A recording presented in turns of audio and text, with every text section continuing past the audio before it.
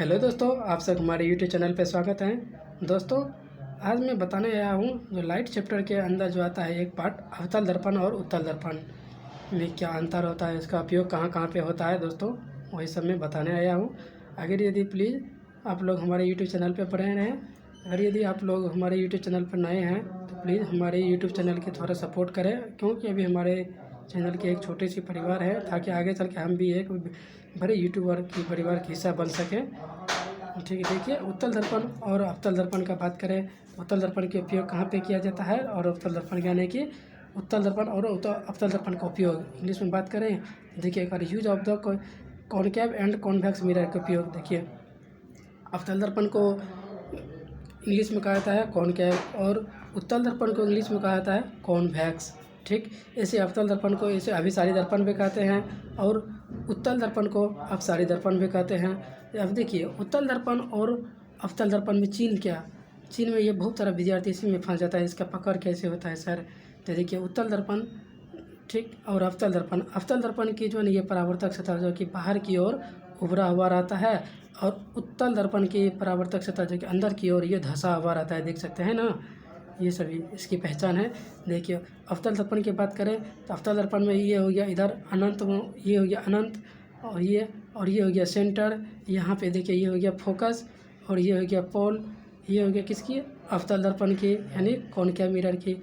और उत्तल दर्पण की बात करें तो उत्तल दर्पण में देखिए ये हो गया पोल, ये हो गया फोकस, ये हुआ सेंटर, और ये हुआ अनंत। ठीक, अब इसकी बात करें उत्तल दर्पण की यानी कि इसका उपयोग कहाँ कहाँ पे होता है, तो उत्तल दर्पण देखिए, अवतल दर्पण की बात करें तो अवतल दर्पण में देखिए इसका उपयोग कहाँ पे किया जाता है, ये गाड़ी की हेडलाइट में ये अवतल दर्पण का उपयोग किया जाता है, और दाढ़ी बनाने में अवतल दर्पण का उपयोग किया जाता है। सोलर प्लेट में भी इसका उपयोग किया जाता है तो अवतल दर्पण का उपयोग किया जाता है। सर्च लाइट में अवतल दर्पण का उपयोग किया जाता है। लेजर लाइट में अवतल दर्पण का उपयोग किया जाता है। जो कि आँख का डॉक्टर और कान का डॉक्टर के पास ये किसका उपयोग किया जाता है, ये अवतल दर्पण का उपयोग किया जाता है। और देखिए यहाँ पे अब अवतल दर्पण की बात करें तो अवतल दर्पण में देख लीजिए, यानी रोड पर लगे जितना परावर्तक सतह है यानी लैंप में, तो ये सब क्या होता है, अवतल दर्पण होता है। और गाड़ी के पीछे यानी कि साइड मिरर में जो पीछे के दृश्य दिखता है उसका भी उसमें भी अवतल दर्पण का ही उपयोग किया जाता है। देखिए, कह रहे हैं ना, गाड़ी के दृश्य पश्च से मतलब होता है पीछे के साइड वाला में, इसका मतलब कह रहा है जो इसका किसका उपयोग किया जाता है, किस दर्पण का, तो ये उत्तल दर्पण का ही उपयोग किया जाता है। फिर अवतल दर्पण की बात करें तो अवतल दर्पण की देख लीजिए, यानी कि आँख का डॉक्टर के पास और दांत के डॉक्टर के पास किस दर्पण का उपयोग किया जाता है, तो ये कॉनकेव मिरर का ही उपयोग किया जाता है। और कान के डॉक्टर के पास और नली का डॉक्टर के पास किसका उपयोग किया जाता है, तो अवतल दर्पण का ही उपयोग किया जाता है। देखिए, ये हो गया शॉर्ट नाम यानी ENT का मतलब हुआ जो इस ईयर, नोज, नाज और थ्रोट मतलब होता है नली, इसे यानी कि आँख और कान, नाक और नली के चेक करने के लिए किस दर्पण का उपयोग किया जाता है, डॉक्टर के पास रहता है कौन से दर्पण, तो ये अवतल दर्पण का डॉक्टर उपयोग करते हैं। और परावर्तक दूरबीन में भी इसका उपयोग किया जाता है तो अवतल दर्पण का उपयोग भी किया जाता है। देखिए, इसका ट्रिक क्या होता है, यानी कि अवतल दर्पण और उत्तल दर्पण का देखिए, अवतल दर्पण ना एक जगह सभी प्रकाश की किरणों को क्या करता है, फैला दे मतलब केंद्रित करता है ना। देखिए, इधर सभी प्रकाश है और इधर सभी प्रकाश एक जगह केंद्रित किया। हाँ, उत्तल दर्पण देखिए ये एक जगह से किरणों को क्या करता है, फैला देता है, हर अनेक जगह फैला देता है उत्तल दर्पण। देखिए, इसलिए ट्रिक क्या है, अवतल दर्पण देखिए, अवतल दर्पण टॉर्च देखिए ना, टॉर्च क्या करता है, सभी किरणों को एक जगह करके रखता है। ठीक, टॉर्च। अवतल दर्पण बात करें, जैसे टॉर्च की बात करें तो ये क्या है, अवतल दर्पण, ये टॉर्च सभी किरणों के जगह केंद्रित करता है। उत्तल दर्पण जैसे हो गया लालटेन देखिए, सभी की मतलब क्या है, लालटेन की रोशनी एक जगह छिड़िया जाता है ना हर एक जगह, तो इसीलिए कहा जाता है।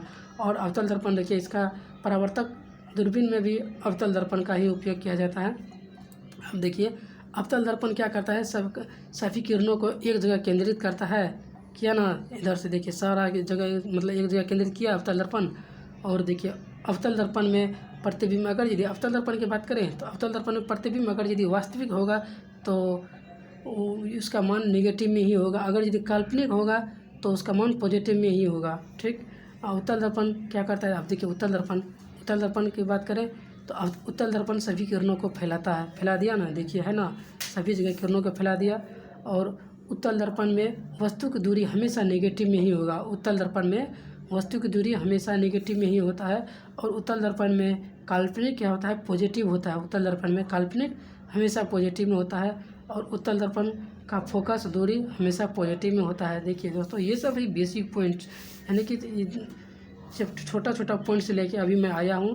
प्लीज़ अगर यदि हमारे यूट्यूब चैनल पे नए हैं तो थोड़ा सपोर्ट करें प्लीज़। इसी तरह वीडियो को देखने के लिए हमारे चैनल को सपोर्ट करें। धन्यवाद। Thank you for watching my this video.